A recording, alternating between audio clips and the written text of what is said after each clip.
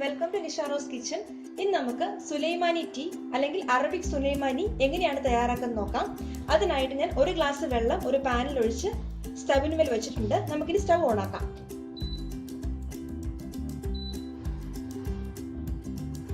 ഇപ്പോൾ ഞാൻ stove on ആക്കിയിട്ടുണ്ട്.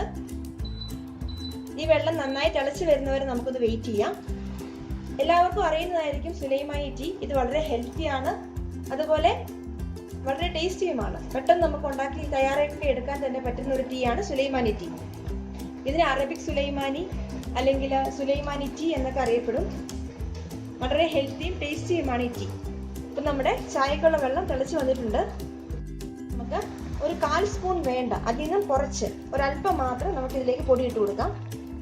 1/4 സ്പൂൺ പോലും നമുക്ക് ആവശ്യമില്ല, വളരെ കുറച്ച് മതി. ഇത്രയും പൊടി മതിയാവും. കണ്ടോ, ഇത് ഈ ഒരു കളറാണ് സുലൈമാനിയുടെ കളർ. നന്നായിട്ടും തിളയ്ക്കുന്നവർ വെയിറ്റ് ചെയ്യുക. ഇപ്പം നന്നായിട്ട് തിളച്ചിട്ടുണ്ട്. ഇതിലേക്ക് നമുക്ക് പഞ്ചസാര ചേർത്ത് കൊടുക്കാം. മധുരം ഓരോരുത്തരുടെ ആവശ്യത്തിനനുസരണമാണ്. ഞാനിവിടെ ഒരു 1.5 സ്പൂൺ പഞ്ചസാര ചേർത്ത് കൊടുക്കുന്നുണ്ട്.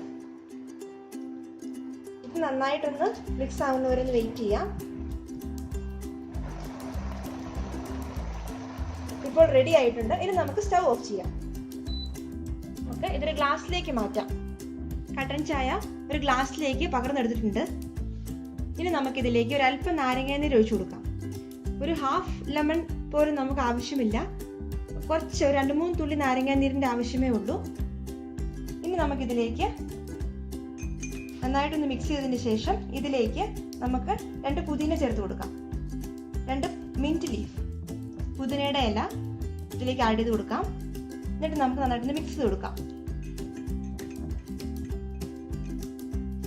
അപ്പോൾ നമ്മുടെ ടേസ്റ്റിയും ഹെൽത്തിയുമായിട്ടുള്ള അടിപൊളി സുലൈമാനി ഇവിടെ തയ്യാറായി കഴിഞ്ഞു.